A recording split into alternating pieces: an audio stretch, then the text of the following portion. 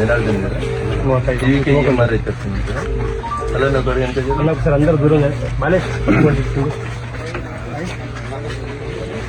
ఏమన్నా ఖరాబ్ అయితే నాకు చెప్పు, నేను చెప్పి పేషెంట్ల కోసం బాగున్నాయి. ఎందుకంటే నేను చాలా కష్టపడి నేను ఊరు మీద ఉన్న ప్రేమ కొద్ది తెచ్చినాను నేను ఈ అంబులెన్స్. చూస్తే అవకాశం దేవుడు ఇస్తే ఇంకొకటి కూడా తెచ్చిస్తాను.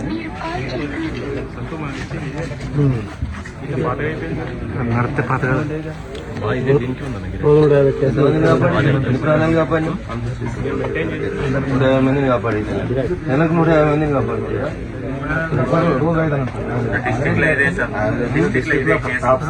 అన్ని చేసి మనకి ఇస్తురా ఫస్ట్ దీని మీద నా బొమ్మ లేకపోతే అంత కష్టపడి నేను 50 లక్షలు అవును. ఎలక్షన్ కూడా అయిపోయి ఎన్ని రోజులు అయితే మీ సరుకులు నా ఫోన్ నెంబర్ నేను 4 సార్లు స్టిక్కర్ అడగాలి దానికి ప్రొసీజర్ ఉంటుంది. అది మాట్లాడండి, డాక్టర్ మాట్లాడండి, చెప్తాను చూస్తా పేషెంట్.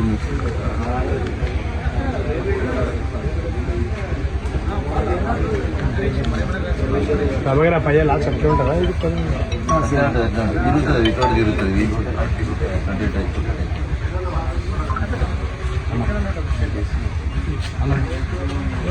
చేస్తే నేను మాట్లాడతాను.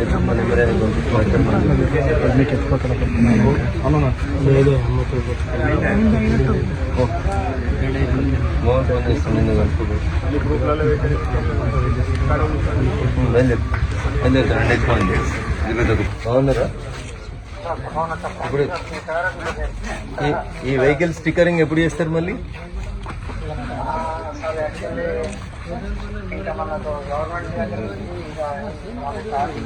ఎవరితో మాట్లాడాలి? ఎవరు హెల్త్ సెక్రటరీ?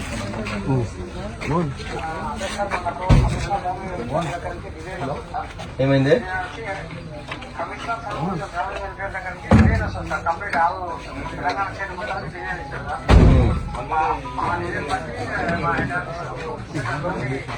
ఎవరు మీ కమిషనర్ ఎవరు?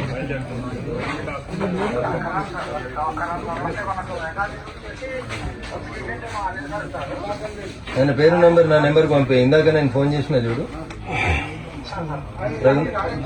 456789 నుంచి చేసినాను. మీ సార్ల పేర్లు నెంబర్లో SMS పెట్టి ఇప్పుడు నేను సార్లతో మాట్లాడుతాను. ఎందుకంటే నేను 50 లక్షలు పెట్టి ఇది మా దుబ్బాక కోసం తీసుకున్న అంబులెన్స్. ఇది నెలకు 150 మందిని కాపాడుతుంది. దీని మీద 2 ఎలక్షన్ కోడ్లు అయిపోయినాయి కదా. మా బొమ్మ లేకపోతే ఎట్లా ఇబ్బంది కదా.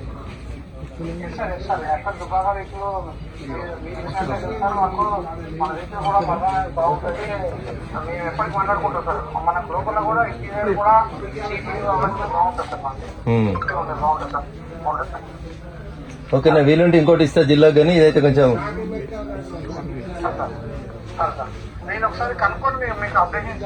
ఓకేనే. Okay okay. నా నెంబర్ 9494. ఈరోజు ఆకస్మికంగా తనిఖీ చేయడం జరిగింది.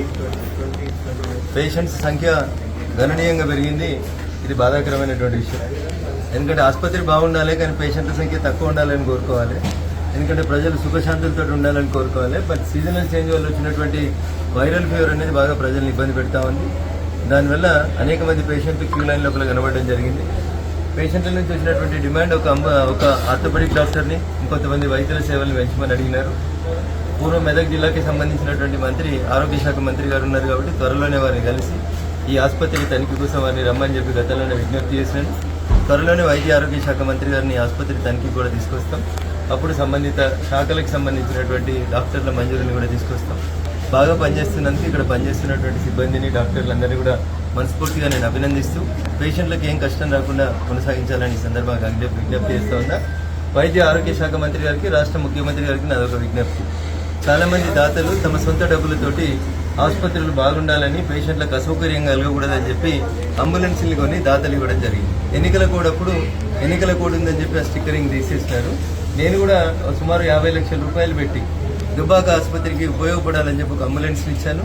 ఆ అంబులెన్స్ ఎక్కడైనా ప్రమాదం జరిగినప్పుడు హాస్పిటల్ పోయే కంటే ముందు కావాల్సినటువంటి మెడికల్ అసిస్టెన్స్ కి ఉపయోగపడేటువంటి రీతిలో కూడా దాన్ని డిజైన్ చేసి ఇచ్చినాం. దానికి కూడా తిరిగి స్టిక్కరింగ్ చేయాలని కోరుకుంటా ఉన్నాం. దాంట్లో పనిచేసేటువంటి సిబ్బందిని అడిగినప్పుడు ప్రతి నెల దాదాపు 150 మంది రోడ్డు ప్రమాదాలలో గాయపడ్డ వాళ్ళని అంబులెన్స్ కాపాడుతుందని చెప్పినప్పుడు నిజంగా కూడా నేను ఐఎమ్ ఫీలింగ్ వెరీ హ్యాపీ. 150 మంది ప్రాణాలను కాపాడేందుకు నేను ఇచ్చినటువంటి ఒక అంబులెన్స్ ఉపయోగపడుతుందంటే నిజంగా నేను గర్వపడుతున్నాను. అవకాశం ఇస్తే భగవంతుడు శక్తిని ఇస్తే ఇంకా ఒకటో రెండో నా ఈ ఎంపీ టెన్యూర్ లోపల కూడా ఇంకా 1-2 ఇట్లాంటి అంబులెన్స్లు ఇచ్చేందుకు ప్రయత్నం చేస్తాను. ఎమర్జెన్సీలో పేషెంట్లను కాపాడడానికి ఉపయోగపడాలని కోరుకుంటూ మాది ఒకటే విజ్ఞప్తి ప్రభుత్వంతో, మేము ఇచ్చినవని ప్రజలకు తెలియాలి కాబట్టి మా స్టిక్కరింగ్ కొత్త ముఖ్యమంత్రి గారి బొమ్మతో కలిపి వెంటనే చేయాలని చెప్పి రాష్ట్ర ప్రభుత్వాన్ని ఈ సందర్భంగా డిమాండ్ చేస్తాను. మీడియా మిత్రులకు కూడా ధన్యవాదాలు.